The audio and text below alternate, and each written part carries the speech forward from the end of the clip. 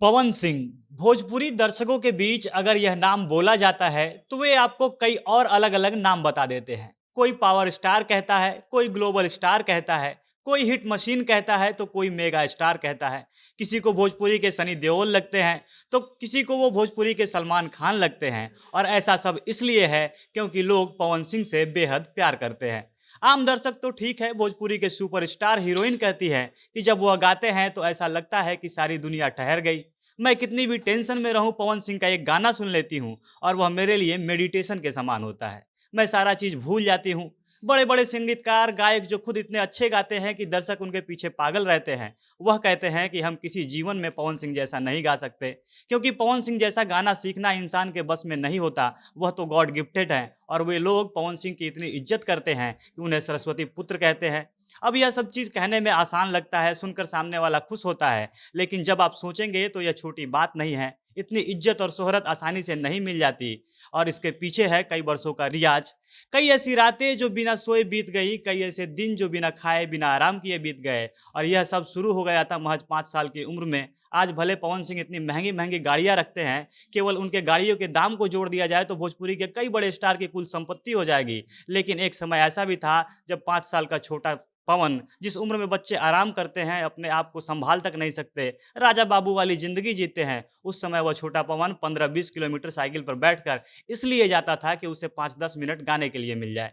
पवन सिंह के चाचा अजीत सिंह, जो पवन सिंह के गुरु हैं, पहली बार उन्होंने ही पवन सिंह के अंदर जो गायकी का गुण था उसको समझा था। वह पवन को साइकिल पर बैठाकर अपने जिले या आसपास के जिले में कोई भी गायकी का प्रोग्राम होता था वहां ले जाते थे।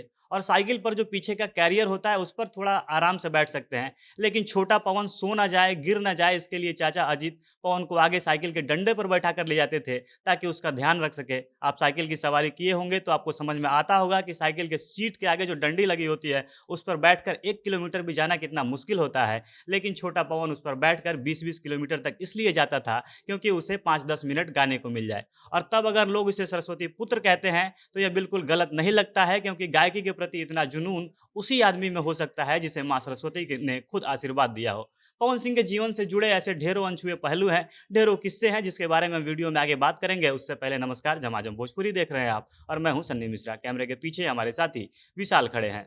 छोटा पवन अपना सारा बचपन सुख चैन मजे त्याग कर रात भर गाना गाने जाता था, रियाज करता था। बचपन में लोग भले उसको राजा कहते थे, घर पर प्यार से उसे राजा बुलाया जाता था, लेकिन छोटे पवन राजा के जीवन में आराम तो बिल्कुल नहीं था। हमने कई ऐसे बच्चों को देखा है जिनके पिता कार में बैठाकर उन्हें म्यूजिक क्लास छोड़ने आते हैं, उन्हें म्यूजिक करने के सीखने के लिए मनाते हैं, लेकिन फिर भी वह रियाज पर ध्यान नहीं देना चाहते। उनका मन नहीं लगता क्योंकि उनको खेलना होता है, अपने दोस्तों के साथ मस्ती करनी होती है। लेकिन पवन सिंह के पास यह सब सुख भी नहीं था।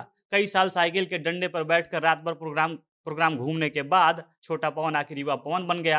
आसपास के क्षेत्रों में उसका नाम होने लगा। कोई भी गायकी से जुड़ा कार्यक्रम होता था तो उसे बुलाया जाने लगा। युवा पवन प्रोफेशनल सिंगर बनना चाहता था, लेकिन उसके पास इतने पैसे नहीं थे कि वो अपना एल्बम रिलीज कर सके। तभी एक दिलचस्प वाकया हुआ जब पवन सिंह के नाम पर एल्बम रिलीज हो गया और पवन को पता भी नहीं था। लोग घर आते तो बताते थे कि हमने पवन का गाना सुना, बहुत अच्छा है, लेकिन ना घर वालों को पता था ना पवन सिंह को। वो हैरान थे कि उन्होंने तो कोई एल्बम रिलीज ही नहीं किया, तो लोग कैसेट में गाना कैसे सुन ले रहे हैं। तो दरअसल ओढ़निया वाली पवन सिंह का जो पहला एल्बम था वह एक गाना है जिसे वो पहले से गाते थे। इस गाने को वो स्टेज पर कहीं गा रहे थे। उस समय कैसेट का जमाना था, वॉकमैन आते थे, उसमें रिकॉर्डिंग सिस्टम हुआ करती थी।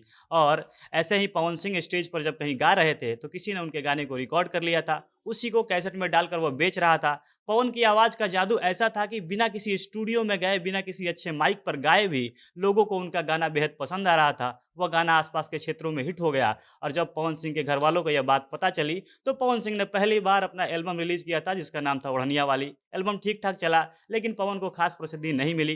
कुछ जिलों में ही पवन सिंह की पहचान बन पाई थी। इसके बाद उनका अगला एल्बम आया, इहे मिजाज गड़बड़ावेली। इसका टाइटल ट्रैक और 16 बरस के 2 गाने ऐसे थे जो लोगों को खूब पसंद आए। बिहार के कई जिलों में पवन सिंह को पहचाना जाने लगा। इसके बाद फिर वह समय आया जब पूरा बिहार, यूपी, जितने भी भोजपुरी भाषी क्षेत्र थे, सब पवन को जानने लगे। और वह समय था जब कांच का सहेली एल्बम रिलीज हुआ। और इसके बाद तो पवन सिंह को किसी पहचान की जरूरत नहीं थी। यह सुनकर कितना अच्छा-अच्छा लगता है कि यहाँ से तो पवन सिंह के साथ सब कुछ अच्छा होने लगा होगा। लेकिन पवन सिंह की सिंगिंग करियर इतनी भी आसान नहीं रही। इतना नाम होने के बावजूद ऐसा नहीं था कि पवन के लिए सब कुछ आसान हो गया। इतना हिट ब एल्बम देने के बावजूद भी पवन सिंह के पास पैसे नहीं होते थे कि वो नया एल्बम रिलीज़ कर सके।